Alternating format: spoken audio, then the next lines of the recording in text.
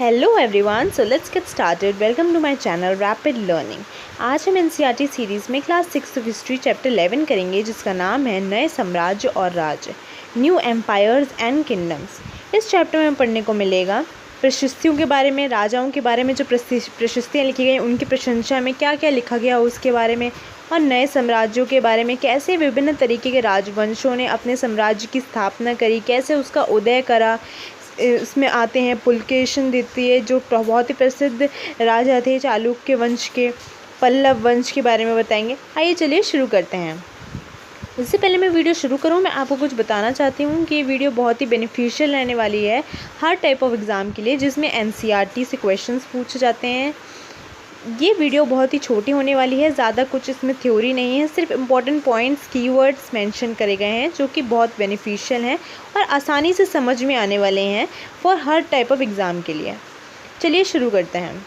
सबसे पहले हम पढ़ते हैं प्रशस्तियों के बारे में। अब मैं आपको एक एक्स्ट्रा नोट दे दूं, जो मैंने आपको पहले भी चैप्टर में पढ़ाया था, चैप्टर 1 में शायद पढ़ाया था, क्लास 6 हिस्ट्री में, कि प्रशस्तियाँ जो होती हैं वो पत्थरों पर लिखी जाती हैं, ऑन स्टोन्स पे। क्यों लिखी जाती हैं? राजाओं की प्रशंसा में लिखी जाती हैं। किसके द्वारा लिखी जाती हैं? ये सब आपको बेसिक इन्फॉर्मेशन है जो आपको पता होनी चाहिए प्रशस्तियों के बारे में। किसके द्वारा लिखी जाती हैं? पोएट्स और राइटर्स के से लिखते हैं, कवि और लेखक लिखते हैं राजाओं के लिए। और कब शुरू होती हैं? 1700 साल पहले शुरू होती हैं। समुद्रगुप्त के लिए लिखते हैं सबसे पहले हरिशेन, जो कि नाम होता है प्रशस्ति का प्रयाग प्रशस्ति, और इलाहाबाद अभिलेख भी उसको कहते हैं। चलिए शुरू करते हैं। प्रशस्तियाँ लिखने का प्रचलन जो था पहले भी था, परंतु गुप्त काल में इसका महत्व और बढ़ गया। करीब 1700 साल पहले समुद्रगुप्त के दरबारी कवि हरिशेन ने संस्कृत भाषा में एक कविता लिखी। इलाहाबाद में अशोक स्तंभ पर इसकी खुदाई की गई।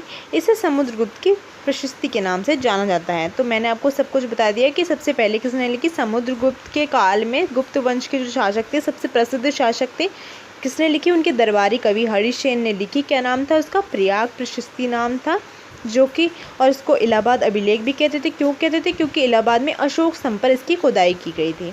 चलिए शुरू करते हैं आगे। उनकी प्रशंसा में लिखी गई थी, और अब आप हम पढ़ने को मिलेगा कि क्या क्या प्रशंसा में क्यों लिखी गई थी, उन्होंने क्या क्या काम ऐसे करे थे।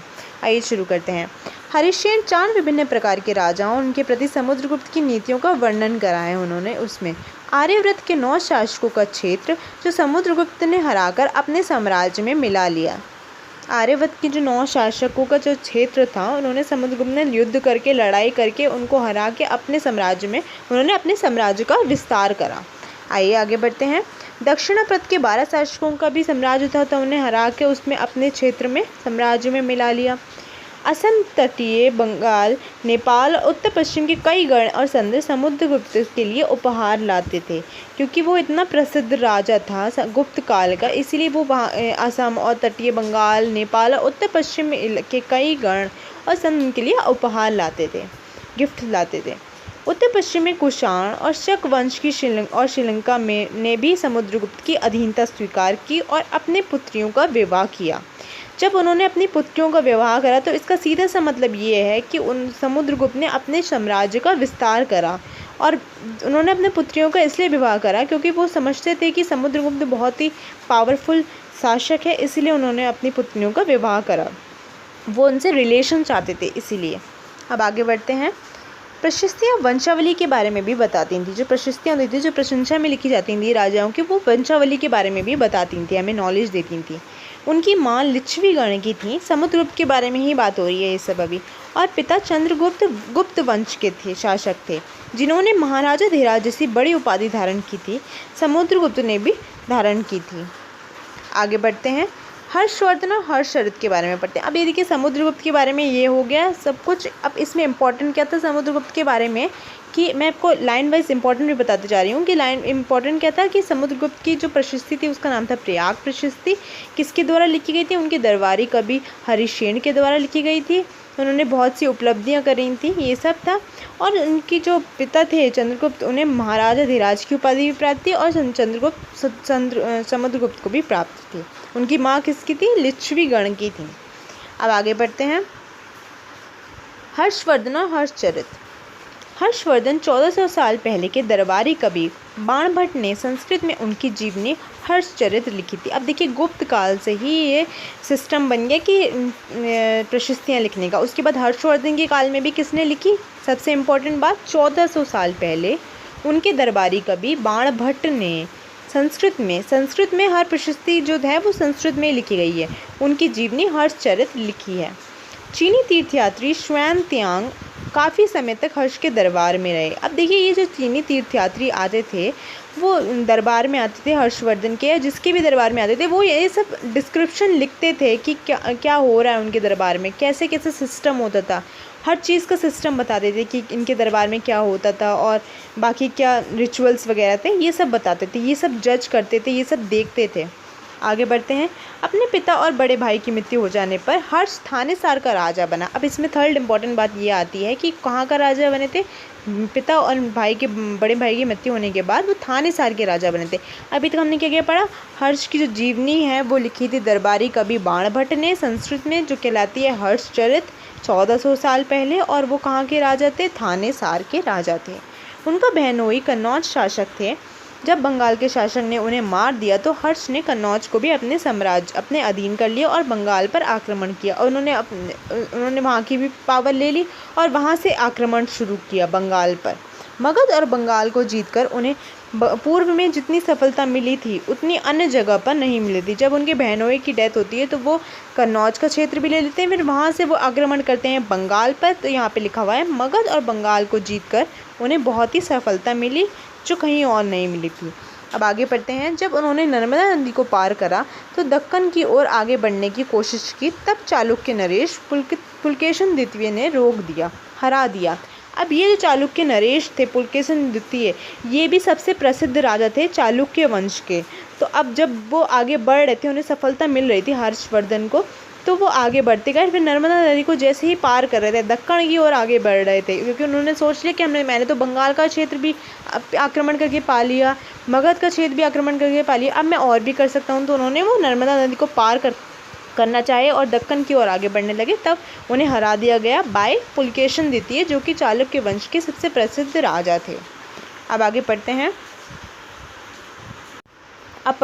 पल्लव, चालुक्य और पुलकेशिन द्वितीय की प्रशिष्टियों के बारे में। पल्लव और चालुक्य वंश थे अलग, और पुलकेशिन द्वितीय जो थे वो चालुक्य के ही सबसे प्रसिद्ध राजा थे। अब आगे पढ़ते हैं। इस काल में पल्लव और चालुक्य दक्षिण भारत के सबसे महत्वपूर्ण राजवंश थे। पल्लवों को राजधानी जो थी वो थी कांचीपुरम के आसपास के क्षेत्रों से। ये बहुत ही इम्पोर्टेंट पॉइंट है कि पल्लवों की राजधानी क्या थी? कांचीपुरम के आसपास के क्षेत्रों से लेकर कावेरी नदी के डेल्टा तक थी। अब तक कभी पूछा जाए तो आप कांचीपुरम ही बताएंगे। आगे ये सब आगे एलिब्रेट करा हुआ है। चालुक्यों की राजधानी क्या थी? चालुक्यों का राज कृष्णा और तुंगभद्रा नदियों के बीच स्थित था। चालुक्य की राजधानी ऐहोल थी। यहाँ इनका राज्य कृष्णा और तुंगभद्रा नदी के बीच स्थित था, ये बताया गया। तो सबसे दो इम्पोर्टेंट बात क्या होती हैं इसमें कि पल्लवों की राजधानी क्या थी? कांचीपुरम। चालुक्यों की राजधानी थी ऐहोल। आगे पढ़ते हैं। यह एक प्रमुख व्यापारिक केंद्र था जो बाद में धार्मिक केंद्र भी बन गया। ऐहोल जो था वो प्रमुख व्यापारिक केंद्र था, कॉमर्शियल ट्रेड वहाँ से होता था। बाद में वो ट्रेडिशनल सेंटर भी बन गया। आगे पढ़ते हैं। पुलकेशिन द्वितीय सबसे प्रसिद्ध चालुक्य राजा थे। देखिए मैंने आपको बताया था पहले भी, इनके बारे में हमें दरबारी कवि रवि कीर्ति द्वारा रचित प्रशस्ति से पता चलता है। देखिए क्या होता है, जो प्रशस्तियाँ होती हैं वो प्रशंसा में लिखी जाती हैं राजाओं के बाय पोएट्स, कवियों के द्वारा। तो उनके बारे में जो प्रशस्तियों से ही हमें पता चलता है, क्योंकि वो सबसे फेमस, सबसे प्रसिद्ध राजा थे चालुक्य वंश के, पुलकेशिन द्वितीय। तो उनके बारे में हमें कहाँ से पता चलता है? प्रशस्ति से पता चलता है, जो कि किसने लिखी? दरबारी कवि रवि कीर्ति के द्वारा रचित है जो प्रशस्ति।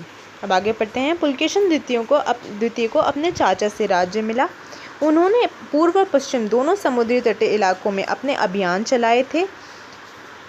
इसके अतिरिक्त उन्होंने हर्ष को भी आगे बढ़ने से रोका। जैसे कि अभी पहले बताया था कि हर्ष जो थे वो नर्मदा नदी को पार कर रहे थे, दक्कन की ओर आगे बढ़ रहे थे, तो उन्होंने पुलकेशिन द्वितीय ने उन्हें रोका था, उन्हें हरा दिया था।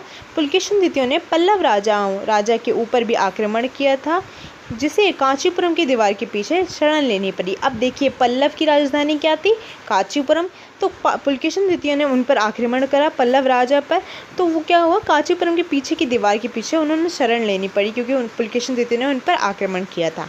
पल्लवों और चालुक्यों को अंततः राष्ट्रकूट तथा चोल वंशों ने समाप्त कर दिया था। अब ये बताया गया है कि कैसे इनका राज्य खत्म हुआ। तो कैसे राष्ट्रकूट तथा चोल वंशों ने समाप्त किया था, पल्लव और चालुक्य दोनों को ही। अब आगे पढ़ते हैं, प्रशासन कैसा था। कुछ महत्वपूर्ण प्रशासनीय पद अनुवांशिक बन गए थे। कभी कभी एक ही व्यक्ति कई पदों पर कार्यरत रहता था।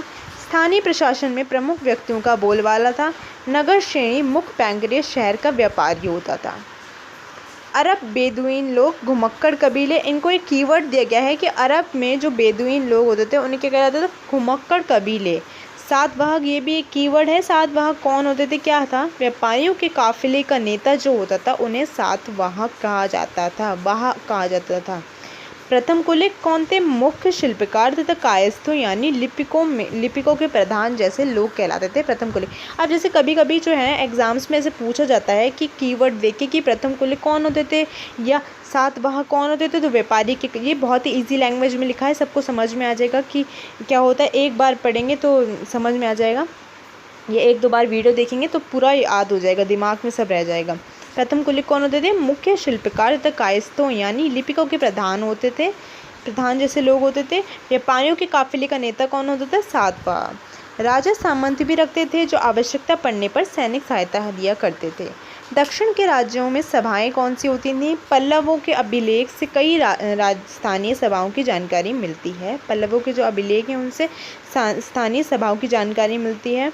सभाएं बताया गया, दक्षिण के राज्यों में सभाओं के बारे में बताया गया है। ब्राह्मण भूस्वामियों का संगठन क्या कहलाता था, सभा कहलाता था। जहाँ भूस्वामी ब्राह्मण नहीं होते थे वो कहलाता था उर नामक ग्राम सभा कहलाती थी। भूस्वामी मतलब जो लैंड ओनर्स होते थे, जो ब्राह्मण नहीं होते थे जहाँ पे, उनको कहा जाता था उर नामक ग्राम सभा कहलाई जाती थी। ब्राह्मण भूस्वामियों का संगठन क्या कहलाता था, सभा कहलाता था। जो लैंड ओनर्स ब्राह्मण होते थे, पंडित होते थे, उनको कहा जाता था सभा। व्यापारियों का संगठन का क्या कहा जाता था, नगरम। आगे पढ़ते हैं, जो सब सभाओं के बारे में बताया गया है। कालिदास के बारे में पढ़ते हैं। देखिए क्या होता था, कालिदास जो करते थे, जो राजाओं के बीच में एक वर्चुअल वो करते थे, कहानियाँ सुनाते थे विभिन्न तरीके की, जिससे मनोरंजन हो, वही सब बताया गया इसमें। अभिज्ञान शाकुंतलम की रचना की थी उन्होंने। सबसे इम्पोर्टेंट बात ही इसमें लिखी हुई है, मेरे वीडियो में ज़्यादा फर्स्ट नहीं क्रिएट करा हुआ है। अभिज्ञान शाकुंतलम की रचना करी थी। दुष्यंत नामक एक राजा था। ये कहानी का नाम बताया गया है कि कहानी किस प्रकार थी। दुष्यंत नामक एक राजा था और शकुंतला नामक ये एक युवती की प्रेम कहानी के बारे में बताया गया था। किसमें, अभिज्ञान शाकुंतलम की रचना में बताया गया था। अब देखिए चैप्टर के एंड में आते हैं, हम एक बार फिर से रिवाइज कर लेते हैं सिर्फ इम्पोर्टेंट चीज़ें कि जो सबसे पहले समुद्रगुप्त की जो प्रशस्ति थी उसका नाम था प्रयाग प्रशस्ति। किसके द्वारा लिखी गई, वो हरिशेन के द्वारा लिखी गई। दूसरे नंबर पे कौन आते हैं, इलाहाबाद अभिलेख भी इसको कहा जाता है, और अब जो प्रशस्ति होती है उसे संस्कृत में लिखा जाता है। अब आगे पढ़ते हैं, जो इम्पोर्टेंट थी बात, हर्षवर्धन की जो प्रशस्ति थी वो बाणभट्ट ने लिखी थी, इसका नाम था हर्षचरित, कब 1400 साल पहले। और समुद्रगुप्त की सबसे पहले लिखी गई थी, तो वो कब थी, 1700 साल पहले। आगे पढ़ते हैं, और वो कहाँ का राजा था, थानेसार का राजा था हर्ष। और उसको किसने हराया था, पुलकेशिन द्वितीय ने, जब वो नर्मदा नदी को पार कर रहा था, दक्कन की ओर आगे बढ़ रहा था। पुलकेशिन द्वितीय कौन था, चालुक्यों के सबसे प्रसिद्ध राजा था।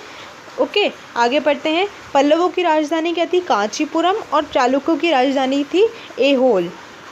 अब आगे पढ़ते हैं, ये पता चला पुलकेशिन द्वितीय की प्रशस्ति का नाम क्या था, प्रशस्ति जो थी वो किसने लिखी थी, दरबारी कवि रविकीर्ति द्वारा रचित थी वो उनकी प्रशस्ति। ये सब इम्पोर्टेंट बातें थी। बाकी सब ये प्रशासन के बारे में है, और ये सातवाहन, कुल, प्रथम कुलिक, ये सब कीवर्ड हैं, ये पूछे जा सकते हैं कभी कभी एग्जाम में।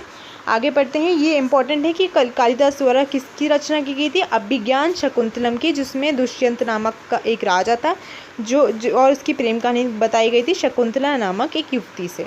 अगर आपको मेरी ये वीडियो पसंद आई तो प्लीज़ नीचे कमेंट करिएगा कि आपको ये वीडियो कैसी लगी, और प्लीज़ मेरे चैनल को लाइक, शेयर एंड सब्सक्राइब ज़रूर करिएगा। Thank you.